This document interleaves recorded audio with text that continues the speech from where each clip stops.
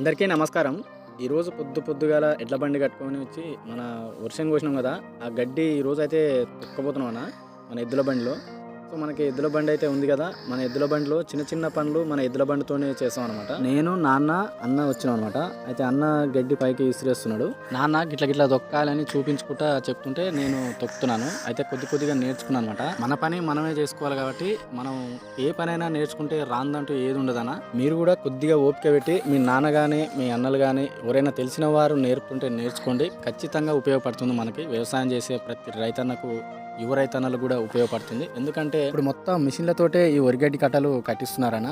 ఎవరు కూడా తొక్కడానికి వస్తలేరు, అసలు గడ్డి వేయడానికి కూడా ఎవరు రారు కూడా. సో మన వర్షాలు మనం కోసుకొని మన గడ్డి మనం తొక్కడానికైనా మనకు తొక్కడం రావాలి కాబట్టి సో నేర్పినప్పుడు ఖచ్చితంగా నేర్చుకోండి, ఉపయోగపడుతుంది. ఇట్లా ఎద్దుల బండిలో తొక్కొచ్చి ఒక దగ్గర గడ్డి వాములాగా తడవకుండా వేస్తాము. వీడియో కనుక నచ్చితే లైక్ చేయండి, మరింత మందికి షేర్ చేయండి అన్న.